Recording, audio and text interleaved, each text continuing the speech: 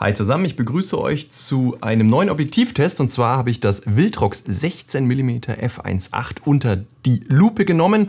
Ich habe es mit auf unserem Astro-Workshop auf La Palma dabei gehabt. Ich will immer in La Palma sagen, heißt ja auf La Palma, ist eine Insel. Ja, und ich habe damit Milchstraße fotografiert, also wirklich Sterne, nicht nur einfach nur vorstellen, sondern auch mitnehmen und mal Sterne fotografieren. Mache ich immer, wenn sich das anbietet. Jetzt hat sich's angeboten. Ich sage euch in diesem Video, was ich von diesem Objektiv halte, ob es sternentauglich ist. Und ich sag euch, was es mit dem coolen Display auf sich hat. Viel Spaß!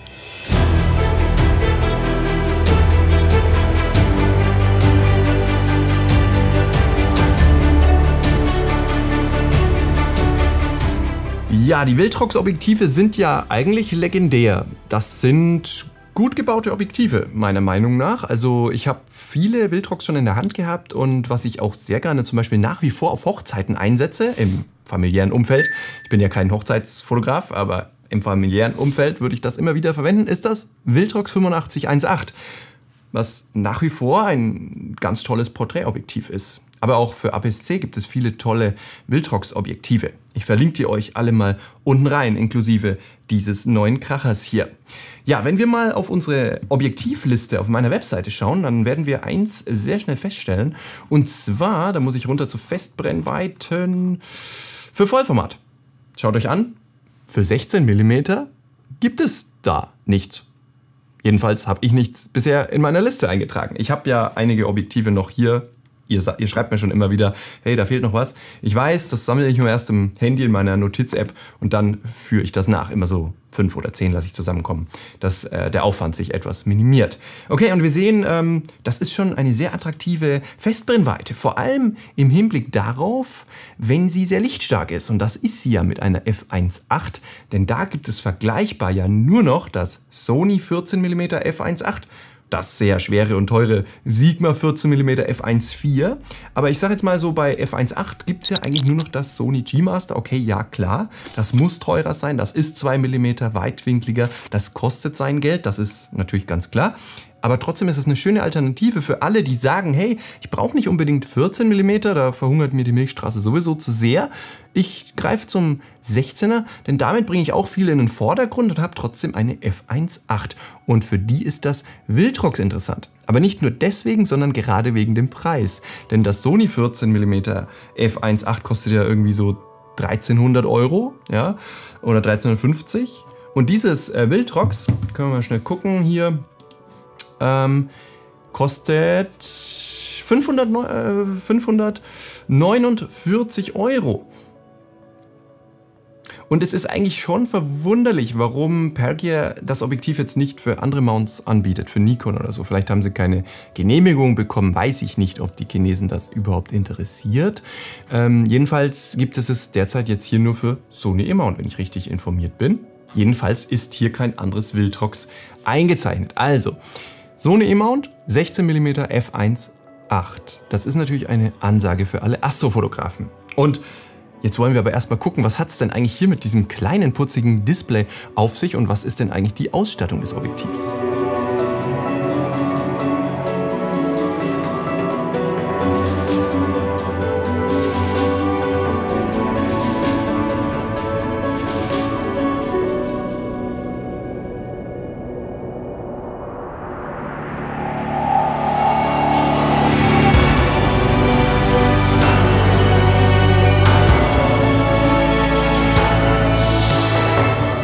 Also es ist, wie gesagt, mein erstes Sony-Objektiv, das ein Display eingebaut hat. Das kennen wir ja schon zum Beispiel von Nikon-Objektiven, die haben das auch häufiger. Und dazu kommen wir aber gleich. Zudem haben wir einen Blendenring, der geklickt ist, wobei diese Rastung, ja, kenne ich qualitativer von anderen Marken. Und wir haben aber hier auch die Möglichkeit, ihn zu deklicken und dann läuft er eben ohne Klick durch. Für alle Filmer, die das vielleicht möchten. Außerdem haben wir auf dieser Seite einen AF-MF-Umschalter und 2 FN-Tasten und das wird natürlich schon spannend. Was können wir denn damit machen? Ja, noch kurz ein Wort zur Geli. Die rastet schön ein, im Gegensatz zu anderen Viltrox-Objektiven. Allerdings, ja, fühlt sich trotzdem noch ein bisschen billig an. Am Ende ist auch dieser Schnappmechanismus nicht sehr deutlich ausgeprägt. Fokusring läuft soweit ganz normal weich und wir haben sogar eine Gummiabdichtung. Das ist ja bei chinesischen Objektiven bei weitem nicht selbstverständlich. Und wir haben einen USB-C, damit wir Updates oder Programmierungen fahren können. Okay, dazu schalte ich die Kamera mal ein. Und ihr seht hier sehr gut, wenn ich fokussiere, dann verändert das Objektiv eben hier den Abstand. Also sagt hier, okay, du hast jetzt hier was in 80 cm Entfernung fokussiert. Das wird das Mikrofon über dem Tisch sein. Und ja, wir haben hier eben die Anzeige, auf welcher Blende wir sind. Also wenn ich das jetzt hier verstelle, sieht man auch, wie die Blende sich durchdreht. Allerdings, wenn ich auf A habe und verstelle die Blende, verändert sich an dem Pfeil nichts mehr. Ja, spannender dagegen ist natürlich die FN1-Taste. Die FN1-Taste, wenn ich drücke, kann ich nämlich hier zwischen AF und MF umschalten oder ich kann sie natürlich kameraseitig programmieren, dass das drauf liegt, was wir hier eben programmiert haben. Und ich habe da momentan drauf programmiert, dass eben zwischen AF und MF umgeschalten wird, wenn ich mal beim Teleobjektiv zum Beispiel den Vogel im Gezweig sitzen habe und ich möchte schnell auf MF und möchte weiterdrehen, dann schalte ich da sehr gerne um. Und außerdem haben wir einen FN2 und der ist natürlich besonders spannend, denn damit können wir, wenn ich den drücke, seht ihr schon, dann springt er zwischen 13 Meter hin und her. Und das habe ich so programmiert.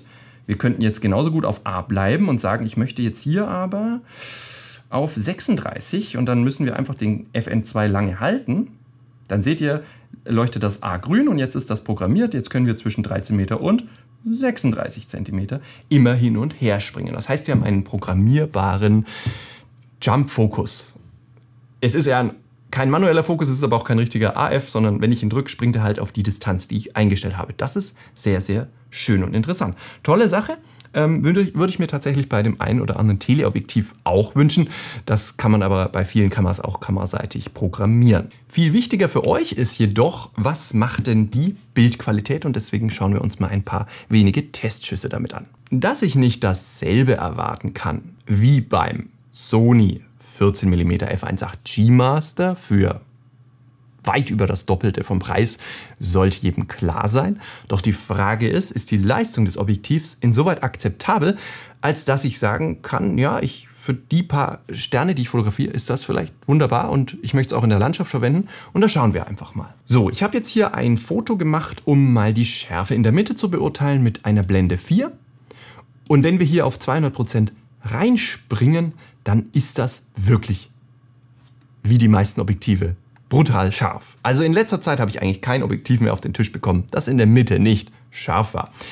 Anspruchsvoller ist es natürlich, wenn wir uns die Frage stellen, inwieweit ist das in den Ecken noch der Fall. Also hier Blende 13 zum Beispiel, auch hier in der Mitte bei 200% eine unglaubliche Schärfe und eine unglaubliche Detailtreue hier in den filigranen Strukturen auch.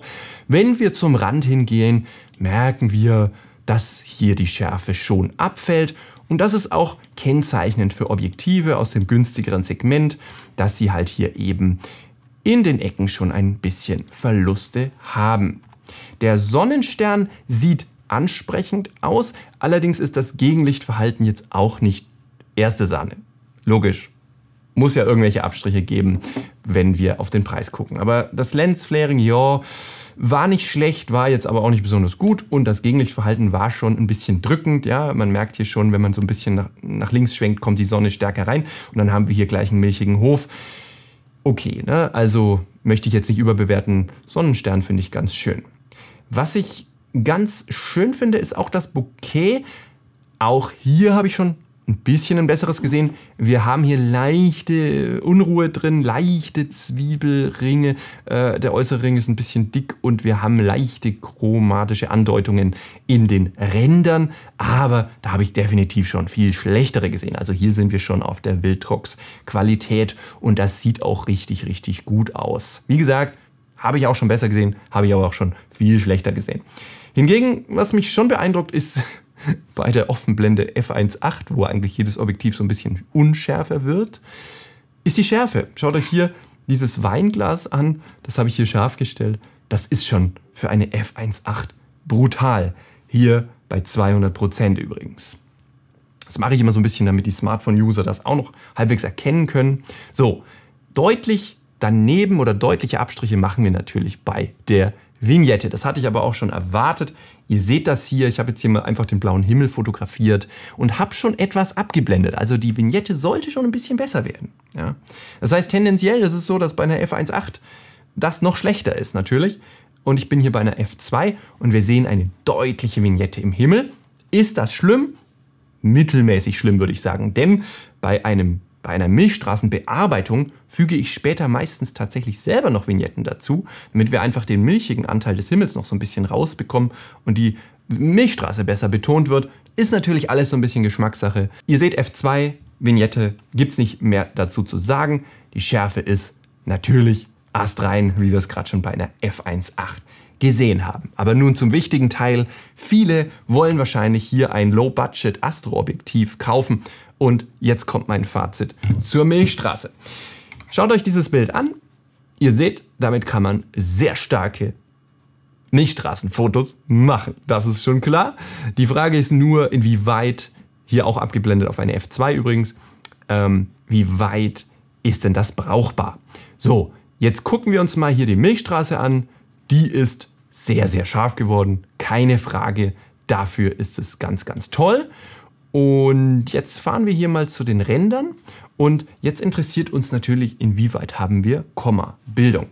Und auf der linken Seite des Objektivs, muss ich sagen, finde ich nicht so viele Ausblutungen der Sterne. Sie sehen halbwegs rund aus. Natürlich sind sie ein bisschen länglich, weil ich hier in dem Fall 20 Sekunden belichtet habe. Ist ein bisschen lang, gebe ich zu. Aber trotzdem, Kommas sehen anders aus. Das kann ich aus langreichender Erfahrung sagen.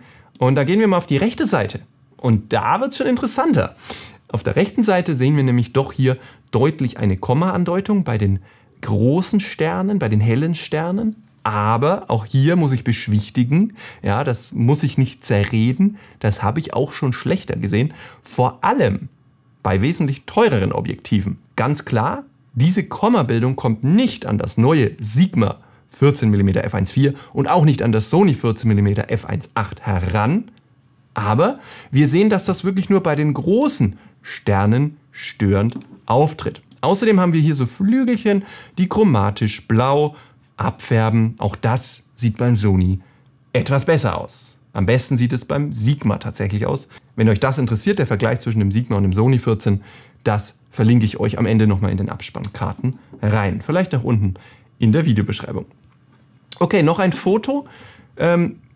Schauen wir uns mal das Zentrum der Milchstraße an. Da gibt es nämlich was Spannendes zu entdecken. Und zwar hier den Lagunennebel mit den Trifid-Nebeln. Das habe ich euch ja beim Deep Sky Video schon gezeigt. Und das ist schon beeindruckend, ne? Ihr seht, wie klein dieser Punkt eigentlich wäre. Und hier sehen wir, das Objektiv leistet sich in puncto Schärfe keine Fehler. Am Rand hat man den Eindruck, dass es etwas an Schärfe verliert.